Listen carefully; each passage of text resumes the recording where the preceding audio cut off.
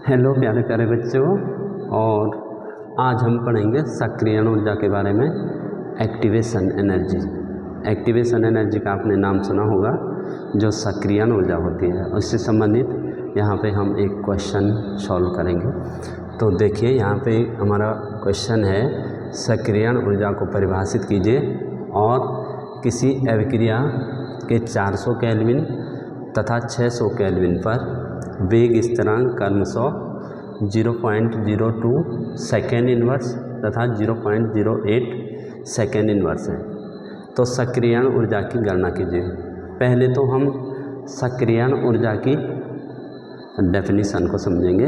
जो हमारी सक्रियण ऊर्जा होती है, जो एक्टिवेशन एनर्जी होती है, ये किसी अभिकारक की वो निश्चित मात्रा में उसके पास ऊर्जा होती है कि जो ऊर्जा अवरोध को पार करके उत्पाद में कन्वर्ट हो सके। सपोज आपके पास यहाँ पे एक ये डायग्राम है और इधर आपकी ये ऊर्जा है, एनर्जी, और यहाँ जो रिएक्शन अभिक्रिया का जो रिएक्शन पाथ है, ये रिएक्शन पाथ,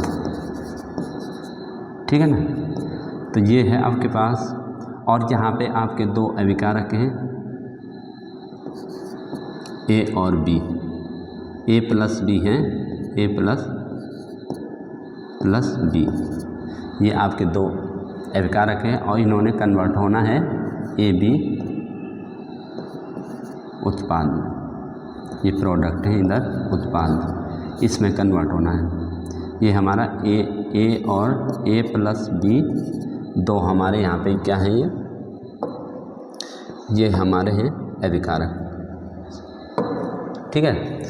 तो प्रत्येक अभिक्रिया के लिए क्या होता है कि ऊर्जा अवरोध होता है। जैसे यहाँ से इन्होंने ऊपर बढ़ना है और यहाँ से यहाँ उत्पाद में कन्वर्ट होना है। तो यहाँ पे जो ये वाला पार्ट है, ये वाला, ये होता है एनर्जी बैरियर, ऊर्जा अवरोध, ऊर्जा अवरोध। जो एनर्जी बैरियर होता है, बैरियर, ठीक है ना। तो इन अभिकारक के पास ये जो हमारे ए बी जो अभिकारक हैं, ए प्लस बी जो अभिकारक हैं, तो इनके पास इतनी एनर्जी होनी चाहिए, इनके पास इतनी एनर्जी होनी चाहिए कि जो इसको पार कर सके, ठीक है ना। यहाँ पे ये इसको पार कर सके, तो इस ऊर्जा को हम कहते हैं एक्टिवेशन एनर्जी।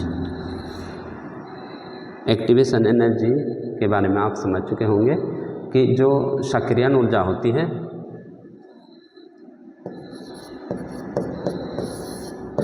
ये अभिकारकों के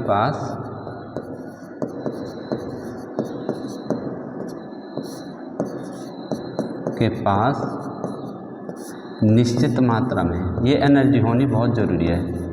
निश्चित मात्रा में वह ऊर्जा जो ऊर्जा अवरोध को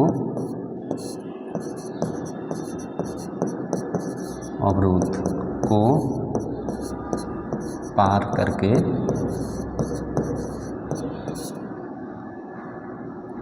उत्पाद में परिवर्तित हो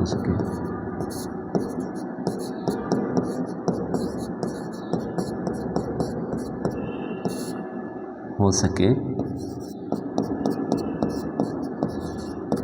इसको हम एक्टिवेशन एनर्जी कहते हैं, EA, समझ ना, एक्टिवेशन एनर्जी, ठीक। तो जितनी भी अभिक्रियाएं होती हैं, उन सभी के लिए एक ऊर्जा अवरोध होता है, ये ऊर्जा अवरोध होता है। और अभिकारकों के पास एक निश्चित मात्रा में ऊर्जा होनी चाहिए जो इस ऊर्जा अवरोध को पार करके उत्पाद में परिवर्तित हो सके। तो उसी ऊर्जा को हम क्या कहते हैं, सक्रियण ऊर्जा। इस ऊर्जा को हम कहते हैं सक्रियण ऊर्जा, समझ रहे ना, सक्रियण ऊर्जा। वह कोई भी अभिकारक उत्पाद में तभी परिवर्तित हो सकेगा जब उसके पास एक निश्चित मात्रा में ऊर्जा होगी जो ऊर्जा अवरोध को पार करके उत्पाद में परिवर्तित हो सके। तो मैंने प्रत्येक अभिक्रिया के लिए एक क्या होता है, ऊर्जा अवरोध होता है। तो यहाँ तक मैं समझता हूँ कि सभी बच्चों को सक्रियण ऊर्जा की परिभाषा, ये डेफिनेशन क्लियर हो चुकी है। और अब जो हमारा अगला पार्ट है कि किसी अभिक्रिया के लिए 400 केल्विन तथा 600 केल्विन पर वेग स्थिरांक। तो आपने इसमें क्या करना है कि दिया है आपके पास क्या क्या दिया है। अब ये क्वेश्चन में पहले देखना पड़ता है कि हमारे पास क्या क्या दिया है। तो दिया है जो गिवन हमारे पास गिवन है, दिया है हमारे पास दे रखा है कि टेम्परेचर भी दो दे रखे हैं, T1 और T2। तो टेम्परेचर दे रखा है T1 बराबर दे रखा है 400 केल्विन, T2 बराबर दे रखा है 600 केल्विन। पहले किसी भी क्वेश्चन में आपको ये देखना है कि क्या क्या हमारे को दे रखा है, ठीक है ना। और फिर देखिए वेग स्थिरांक भी हमारे को दे रखा है कि जो K1 और K2 वेग स्थिरांक है। K1 बराबर आपको दे रखा है 0.02 सेकेंड इनवर्स से आपको पता लग रहा होगा कि फर्स्ट ऑर्डर रिएक्शन है, लेकिन यहाँ पे उसका कोई मीनिंग नहीं है। लेकिन जब वो आप ये वाला क्वेश्चन करेंगे तो ये यहाँ पे वेग स्थिरांक का जो यूनिट है, जो मात्रक है, उससे भी पहचान हो जाती है कि यह अभिक्रिया फर्स्ट ऑर्डर की है, ठीक है। और K2 आपको दे रखा है 0.08 सेकेंड इनवर्स। और इस यहाँ पे आपके पास R की वैल्यू भी दे रखी है,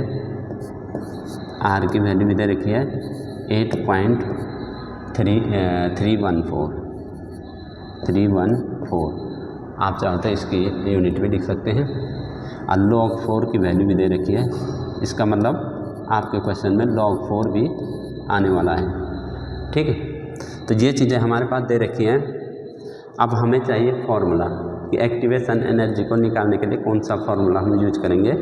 और इससे पहले की जो वीडियो थी, उस वीडियो में मैंने आपको आर्हेनियस इक्वेशन के बारे में एक वीडियो बना रखा है। तो इस वीडियो से आपको पता लगेगा कि ये फार्मूला कहाँ से डिराइव्ड हुआ है। और मैंने जब वो वीडियो बनाया था तो मैंने कहा इस वीडियो को ज़रूर देखिए, क्योंकि आपको एक्टिवेशन एनर्जी से संबंधित कहीं पे कोई क्वेश्चन आएगा तो वहाँ पे ये फार्मूला लगेगा। तो वो फार्मूला कैसा निकला है, वो आर्हेनियस समीकरण वाला मेरा वीडियो देखना कि कैसे वो ये फार्मूला निकला है, जिसको मैं अभी लिखने जा रहा हूँ, ठीक है। तो एक्टिवेशन एनर्जी निकालने के लिए अभी देखो यहाँ पे हमने निकालना क्या है, EA एक्टिवेशन एनर्जी निकालना है, ये निकालना।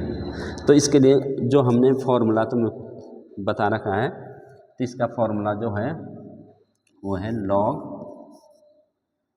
K2 upon K1 equal to EA upon 2.303 R, और ये है 1 upon T1 minus 1 upon T2। ये फार्मूला हमने आपको बताया था पहले जब हमने आर्हेनियस समीकरण को यहाँ पे निकाला था, ठीक है ना। तो अब आपको क्या करना है, आपको ये करना है कि ये वैल्यू यहाँ पुट करनी है। तो देखिए ये वैल्यू हम पुट करेंगे। तो देखिए यहाँ पे देखो, यहाँ से लिख देते हैं log K2 आपके पास दे रखा है, देखो 0.08, तो ये दे रखा है 0.08, और K1 आपको दे रखा है 0.02। देखो डेसिमल के बाद दो डिजिट यहाँ भी हैं, दो यहाँ, दशमलव के बाद 2 अंक यहाँ, 2 अंक यहाँ, तो ये कैंसिल हो जाएगा, ठीक है ना। ये हो जाएगा 2 4 जा 8। देखो हमने कहा log 4 आने वाला है, log 4 आ चुका है, ठीक है। और यहाँ पे देखो इक्वल टू EA तो हमने निकालना है, और 2.303 इंटू R। तो R की वैल्यू आपको क्या दे रखी है, देखो 2.303 और इंटू R की वैल्यू दे रखी है आपको इंटू 8.314। ये हमेशा के लिए याद रखना है, क्योंकि जब एक्टिवेशन एनर्जी वाला आपके पास क्वेश्चन आएगा तो ये आपके पास हर टाइम आएगा, कि 2.303 इंटू आर हर टाइम आएगा, इसलिए आपको इसकी वैल्यू को याद रखना है। इसकी वैल्यू इनको जब मल्टीप्लाई करते हैं तो आता है 9.147, ठीक है ना, 9.147 ये आता है। आर की वैल्यू दे रखी है, आर की वैल्यू 8.314 दे रखी है। तो ये 2.303 से जब मल्टीप्लाई होता है तो इसकी वैल्यू आती है 19.147, इतनी आती है इसकी वैल्यू, समझ लें। और इसके बाद है 1/T1 माइनस 1/T2। अगर इसको हम सॉल्व करेंगे 1/T1 माइनस 1/T2 को जब सॉल्व करेंगे तो हमारे पास क्या आएगा, ये T2 माइनस T1, देखो इसको जब हम सॉल्व करेंगे तो ये हमारा आएगा T2 minus T1 upon T2 into T1, ठीक है ना। तो ये T2 कितना दे रखा हमारा, T2 दे रखा 600 में से 400 चला गया तो T2 माइनस T1 यहाँ पे हमारा हो जाएगा 600 में से 400 गया 200 हो जाएगा, ठीक है। और 600 को 400 से मल्टीप्लाई करेंगे तो ये हमारा हो जाएगा 2400, ठीक है। 600 को 400 से करेंगे तो 2 0 ये हैं तो 4 0 हो जाएंगे बेटा, 2400 नहीं होगा, ठीक है। 600 को 400 से करेंगे तो 6 4 जा 24 और 2 0 ये हैं तो 4 0 हो जाएंगे, समझ रहे ना, 4 0 हो जाएंगे। तो ये हो जाएगा हमारा 2/2400, ये हो जाएगा 2 1 जा 1 और ये हो जाएगा 1200। यहीं पे हम इसको सॉल्व कर रहे हैं, इसको छोटा बना रहे हैं, समझ रहे हैं, ये पूरे को इसको छोटा बना रहे हैं क्योंकि स्पेस की वजह से। तो ये हमारा जो हो जाएगा log 4, एक बार लिख ही देते हैं कि log 4 equal to EA upon 19.147, ठीक है ना, और इंटू 1/1200। ये पता लग गया होगा 1/1200 कहाँ से आया, जब हमने T2 में से T1 को माइनस किया, 600 में से 400 माइनस किया तो 200 आया, और T2 इंटू T1 किया तो ये हमारा आया 24 और 40 1 10 100,000 जो भी है, ठीक है। 2 0 से 2 0 कैंसिल हो जाए, ये हो जाएगा 2400 और 2 1 जब 1 और तो 12 24 और 0 का 0। अब समझ गए 1/1200 कहाँ से आया, ठीक है ना। अब यहाँ पे हम log 4, हमने कहा था log 4 की ज़रूरत पड़ेगी, तो log 4 की वैल्यू यहाँ पे दे रखी है, ठीक है। तो log 4 की वैल्यू दे रखी तो रख देंगे 0.60 equal to EA upon 19.147 into 1/1200, समझ रहे हैं। इस चीज़ को हमेशा याद रखना, इन दोनों की वैल्यू, क्योंकि R की वैल्यू इस क्वेश्चन में इतनी ही होती है 8.314, तो यहाँ पे हमेशा यही आएगा 19.147, ये हमेशा के लिए आपको याद रखना है। 19.147 को आपको हमेशा के लिए याद रखना है, क्योंकि क्वेश्चन जब भी आएगा फॉर्मूला यही होगा, जब भी क्वेश्चन आएगा फॉर्मूला यही होगा, और ये चीज़ें 2.303 उसमें होगा, और R की वैल्यू 8.314 होगी। तो इसका मतलब यहाँ नीचे 19.147 होगा, ठीक है। तो ये हो जाएगा। अगर हम EA इक्वल टू करेंगे तो ये आपस में क्या हो जाएंगे, मल्टीप्लाई हो जाएंगे। तो अगर अब देखो activation energy EA equal to हो जाएगा 0.60 इंटू 19.147 इंटू 1200, देखिए ये हमारा हो जाएगा। इसको आप जब मल्टीप्लाई करेंगे, देखो यहाँ के 2 0 से ये डेसिमल हट जाएगा, तो ये हो जाएगा हमारा 60, ठीक है ना, 60 हो जाएगा। और इस प्रकार से जब आप इसको मल्टीप्लाई करते हैं तो हमारा आता है लगभग 1384 इतना ये आंसर आता है। ठीक है, ये आता है जूल मोल इनवर्स। अगर आप इसको किलो जूल में बदलना चाहते हैं तो इसको 1000 से डिवाइड कर दो किलो जूल में, तो ये हमारा डेसिमल 1 प्लेस 2 प्लेस 3 प्लेस यहाँ पे आ जाएगा। ठीक है ना। तो अगर आप किलो जूल में इसको कन्वर्ट करना चाहें तो 1000 से डिवाइड कर देंगे तो ये हमारा हो जाएगा इक्वल टू 13.78। ये देखो 5 से बड़ा है ये 8, तो 786 किलो जूल मोल इनवर्स।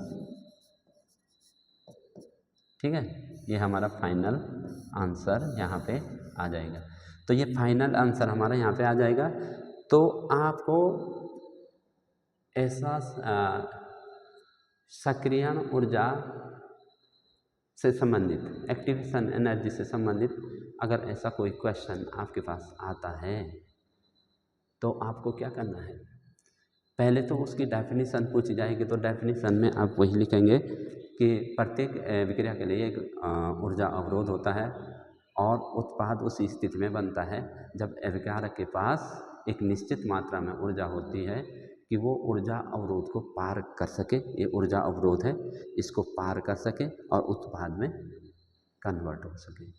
तो जो वो निश्चित मात्रा में ऊर्जा है उसी ऊर्जा का नाम हमारा एक्टिवेशन एनर्जी है। ठीक है, और फिर जो एक्टिवेशन एनर्जी पे जो क्वेश्चन आते हैं उसमें 2 टेम्परेचर पे दे रखे होते हैं। ठीक है ना, 2 भिन्न भिन्न ताप दे रखे होते हैं और जो वेग स्थिरांक का मान भी वो क्या होता है, अलग अलग होता है। 2 वेग स्थिरांक K1 K2 दे रखा होता है, T1 T2 दे रखा होता है। तो इसी से आपके दिमाग में जो फॉर्मूला आ जाएगा कि K1 K2 भी दे रखा है, T1 T2 भी दे रखा है, तो मतलब कौन सा फॉर्मूला लगेगा कि log K2 upon K1 equal to EA upon 2.303 R into 1 upon T1 minus 1 upon T2, या आप ऐसे कह सकते हैं T2 minus T1 upon T2 into T1। समझ।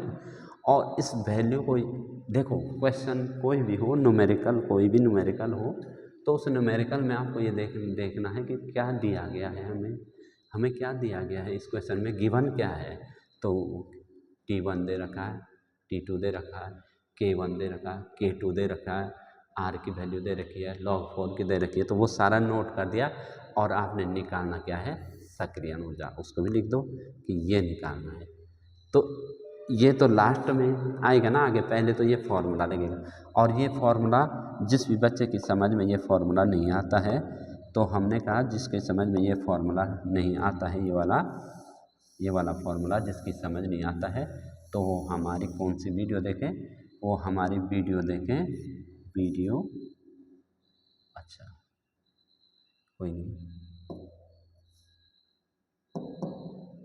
नहीं, आपको फॉर्मूला तो दिख रहा ना, ये इसमें कोई सेटिंग में कुछ गड़बड़ी हो चुकी है। कुछ सेटिंग में जो टूल्स वगैरह और लोग भी इस पे काम करते हैं, तो टूल्स ले लिया होगा किसी ने, इसलिए हो गया। तो ये फॉर्मूला जिसकी समझ नहीं आता है वो हमारी देखें आर्हीनियस समीकरण वाली, आर्हीनियस जो इक्वेशन वाली वीडियो देखें, इक्वेशन जो समीकरण वाली, ये वाली वीडियो आप देख लें। ठीक है ना, ये वीडियो आप देखेंगे तो आपको पता लग जाएगा कि ये फॉर्मूला कहाँ से आया है। ठीक, वहाँ से ये फॉर्मूला आपको पता लग जाएगा। ये यहाँ पे हमारा छोटा सा क्वेश्चन था।